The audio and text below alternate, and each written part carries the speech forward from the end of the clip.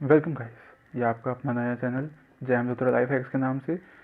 कल हमने आपको जैसे कि बताया था कि गूगल एडसेंस क्या होता है और मोनेटाइजेशन के आपको सिर्फ बेसिक्स बताए थे। कल की ही वीडियोज़ में हमने आपको ये कंफर्म कर दिया था कि हमारा जो नेक्स्ट टॉपिक है वो एमिटी यूनिवर्सिटी के ऊपर होगा, क्योंकि मैं एमिटी यूनिवर्सिटी का पास आउट एक स्टूडेंट हूँ जिसने बीटेक 2014 टू 2018 के बैच में कंप्लीट करी थी। मे भी कल मेरे को बहुत सारे मेरे जो यूज़र्स हैं या व्यूअर्स हैं, उन लोगों ने जो मेरे को पर्सनली जानते हैं, उन्होंने मेरे को ये कहा था कि अपना रेट ऑफ स्पीच का थोड़ा सा काम करिए क्योंकि वो बहुत फास्ट है। और मेरी वॉइस पे, क्योंकि वॉइस बहुत स्लो आ रही थी। उसके ऊपर आज मैंने वर्क करते हुए मैंने थोड़ा सा माइक अटैच करने की कोशिश किया। होपफुली आप सबको ये विजिबल होगा।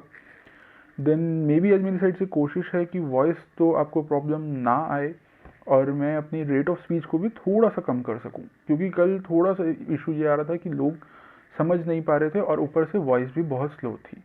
तो चलिए हम अपनी जो वीडियो थी एमिटी यूनिवर्सिटी के ऊपर, आपको कैसे आपको इसमें एडमिशन मिलता है, कैसे आपको उसका लाइफस्टाइल होता है, उसके बारे में हम अपना पार्ट 1 शुरू करते हैं। एमिटी यूनिवर्सिटी जो कि नोएडा सेक्टर 125 में है, मैं उसी का एक स्टूडेंट था जो 2014 बैच में मैंने ज्वाइन किया था। बीटेक मैकेनिकल एंड ऑटोमेशन में था मैं। मैं इवनिंग प्रोग्राम में था, तो मेरी फीस थोड़ी सी as compared to other students कम होती है जो इवनिंग स्टूडेंट्स होते हैं, क्योंकि उनकी क्लासेस चालू होती हैं जहाँ पे एक बैच स्लॉट चालू होता है 1:50 से, जो कि एंड होता है 7:10 से।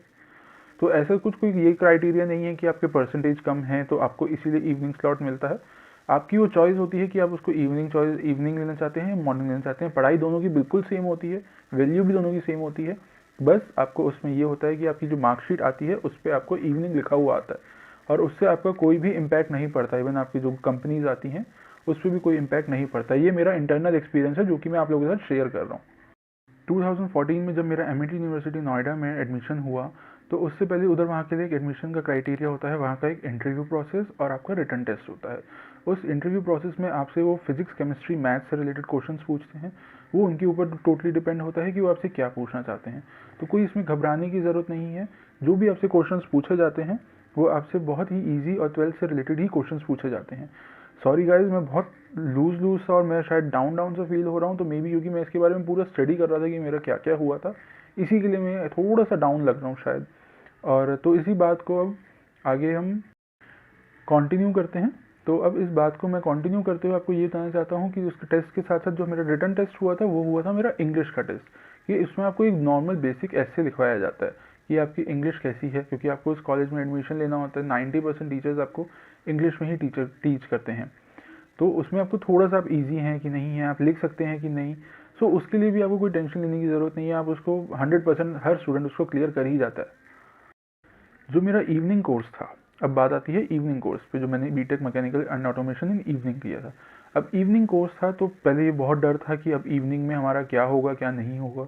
तो इस बात से मेरे को जब लास्ट में आया कि क्योंकि बहुत हम रूमर सुनते थे कि इवनिंग वाले हैं, हमारी प्लेसमेंट में थोड़ा सा इशू आएगा, कि कुछ होगा, मार्क्स से रिलेटेड कुछ इशू होगा। तो ऐसा बिल्कुल भी डिफरेंस नहीं होता है। मेरी यूनिवर्सिटी में आपको 100% प्लेसमेंट मिलती है।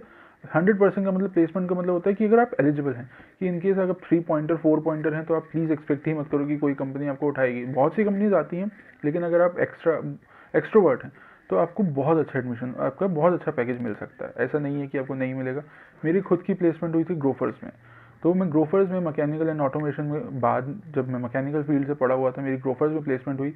कॉलेज ने अपनी साइड से प्लेसमेंट का पूरा जिम्मा उठाया था, उसने मेरी प्लेसमेंट भी करवाई। अब मेरा करंटली उस टाइम पैकेज था 3,20,000, जो कि मेरा ग्रोफर्स में इन हैंड मेरे को पड़ रहा था। ये इन हैंड पैकेज मैंने आपको बताया है। इवनिंग और मॉर्निंग का बैच में कोई डिफरेंस नहीं होता। तो आप उसमें कोई भी आपको जो इजी रहे, क्योंकि अगर जल्दी उठ सकते हैं, क्योंकि इवनिंग की क्लासेस तो 1:50 से लगती हैं और मॉर्निंग की क्लास आपकी सुबह 8:20 या 9:10 से चालू हो जाती हैं।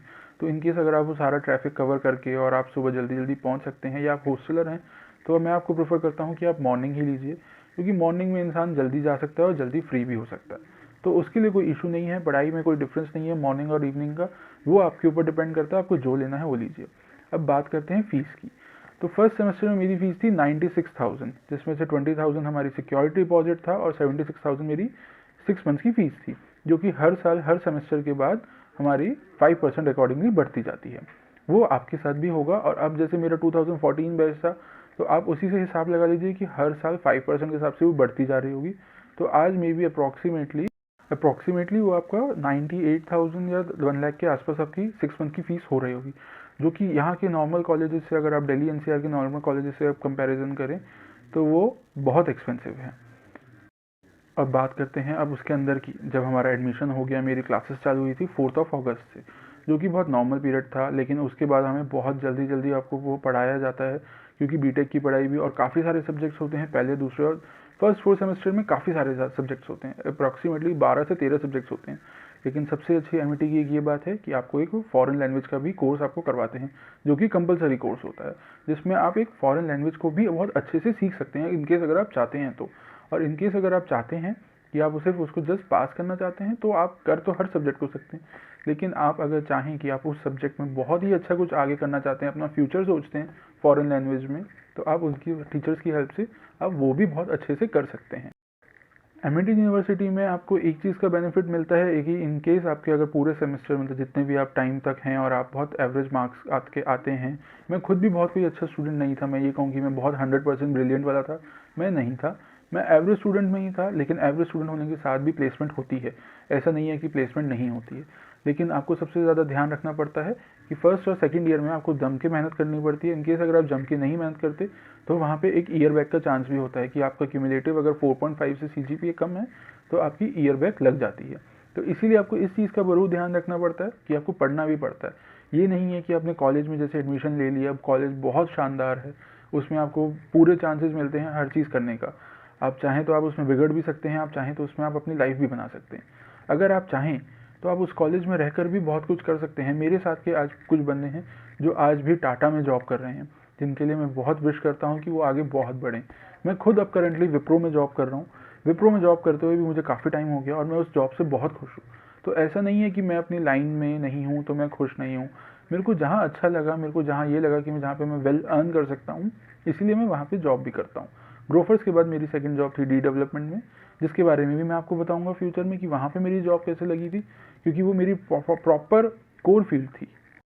कोर फील्ड के बाद मुझे जो मेरा सेम ही काम मेरे को विप्रो में ही मिला है, जबकि वो कोर फील्ड नहीं है, मेरी मैकेनिकल फील्ड नहीं है, लेकिन आईटी कंपनी में होकर भी मुझे वही सेम काम मिला है जो मुझे मैकेनिकल कंपनी में मिल रहा था। तो जो भी बच्चों ने ये सोच के एडमिशन लेना है कि यार हमें इतना बड़ा कॉलेज है कि प्लेसमेंट होगी कि नहीं होगी, तो इस चीज़ की आप टेंशन बिल्कुल मत लीजिए। प्लेसमेंट 100% ही होती है, वो आपको किसी ना किसी कंपनी में 100% प्लेस करा देते हैं, इनकेस अगर आप प्लेसमेंट लेना चाहो तो। क्योंकि बहुत से ऐसे भी आते हैं हमारे यहाँ इस कॉलेज में जिनको प्लेसमेंट नहीं चाहिए होती, उनका आगे कोई सोच होती है कि किसी को MBA करनी है, किसी को IAS की प्रिपरेशन करनी है। तो मेरे बैच में भी कई सारे ऐसे थे। हमारा बैच था टोटल 64 का, जिन्होंने सिर्फ 14 ने ही प्लेसमेंट को ऑप्ट किया था, अदरवाइज किसी ने अपना पेरेंट्स का बिजनेस संभालना था, और किसी ने पेरेंट्स का बिजनेस नहीं भी संभालना था, किसी के आगे फ्यूचर गोल्स थे। तो बच्चे बहुत आते हैं जो फ्यूचर ओरिएंटेड होते हैं, जिन्हें फ्यूचर गोल्स उनके बहुत होते हैं। हम 14 का था कि हमें प्लेसमेंट चाहिए, तो हम 14 के 14 को ही प्लेसमेंट मिल गई थी, उसमें हमें ऐसा कुछ इशू नहीं आया था। एमिटी यूनिवर्सिटी में हमारे पेरेंट्स हमें सिर्फ यही देख के भेज सकते हैं कि उसका इंफ्रास्ट्रक्चर बहुत अच्छा है, नाम बहुत अच्छा है, और कॉलेज में आपको फैसिलिटीज़ बहुत अच्छी मिलती हैं। और साथ साथ फैसिलिटीज़ की मैं आपको ये बताना चाहता हूँ कि जैसे कि यहाँ के लोकल कॉलेजेस, दिल्ली NCR के कॉलेजेस होते हैं, जिनमें आए दिन कुछ ना कुछ होता रहता है, स्टूडेंट्स में आपस में लड़ाई हो जाती है, कुछ हो जाता है, लेकिन मेरे 4 साल के लाइफ स्पैन में मैंने एमिटी यूनिवर्सिटी के बाहर ऐसा कभी कुछ नहीं देखा। मे बी मेरे साथ भी कभी ऐसा नहीं हुआ, और ना भी मैंने किसी अपनी पूरी क्लास के साथ किसी के साथ ऐसा होता हुआ नहीं देखा। सो मैं आप सभी से रिक्वेस्ट करता हूँ कि आपको अगर एडमिशन लेना है तो आप बिल्कुल सोच के एडमिशन लीजिए, क्योंकि फीसेस बहुत बहुत ज़्यादा हैं दिल्ली NCR के कॉलेज के कंपैरिजन में, जिसको मैं आप एक बार फिर रिपीट कर रहा हूँ। और साथ साथ अपने पेरेंट्स को भी आप ये कहिएगा कि आपको जैसे ही आप एडमिशन लेते हैं उसके बाद आपको एक सेमेस्टर की फ़ीस का ऑलरेडी बैकअप क्रिएट करके रखें, क्योंकि इसकी फ़ीस का आपको जो होता है टाइम बहुत कम मिलता है ड्यूरेशन, और साथ साथ इनके फ़ाइन भी बहुत ज़्यादा होते हैं। सो हमारी वीडियोस को एंड तक लाते हैं, और मैं अपने इस ब्लॉग को एंड करते हुए यही बोलता हूँ कि आपने मेरी इस वीडियो को काफ़ी देर तक देखा। इसमें मैं आपको पूरा प्रॉपर प्लेसमेंट का सीन बताऊँगा, आगे जाके मैं कहाँ जॉब करता हूँ, मैं इसके बारे में आपको मैं बता चुका हूँ, लेकिन मेरे इंटरव्यू क्वेश्चंस क्या थे, मेरे को क्या क्या बेनिफिट मिलते हैं, और कौन कौन सी जगह पे आपको ओपनिंग्स मिल सकती हैं, और क्या क्या आपका बेनिफिट होता है कैंपस प्लेसमेंट का।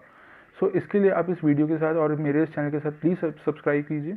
इस चैनल में आपको बहुत सारी इन्फॉर्मेशन मिलेगी, और जितना पॉसिबल हो सकेगा मैं अपनी साइड से इन्फॉर्मेशन और ढूंढ के आपके लिए लाऊंगा। सो प्लीज़ मेरे चैनल को सब्सक्राइब कीजिए और शेयर कीजिए, और इस चैनल को जो भी आपको इशू लगता है या आपको मेरे रेट ऑफ स्पीच में अब फिर से लगता है कि आपको नहीं समझ में आ रहा और इनको आप नहीं कोप अप कर पा रहे, तो आप एक बार फिर से देखिएगा। और मैं आपको ये भी बताऊंगा कि आपको इसमें बेनिफिट क्या है, क्योंकि मैं एक साइड बिजनेस भी रन करता हूँ, जिस साइड बिजनेस से मेरे को एक अच्छी और हेल्दी इनकम है। सो उस साइड बिजनेस के भी मैं आपको बारे में बताऊंगा कि आप कॉलेज के साथ रहकर भी साइड बिजनेस क्या कर सकते हैं, और मेरा साइड बिजनेस क्या है। और इवन मैं वो कॉलेज में भी रन करता था, जिसका बेनिफिट मुझे कॉलेज टाइम में भी बहुत होता था। मेरी पॉकेट मनी 90% वही स्पॉन्सर हो जाती थी। So thank you for channel with me, और इस चैनल को प्लीज़ सब्सक्राइब कीजिए और आप मेरे साथ जुड़े रहिएगा। Thank you.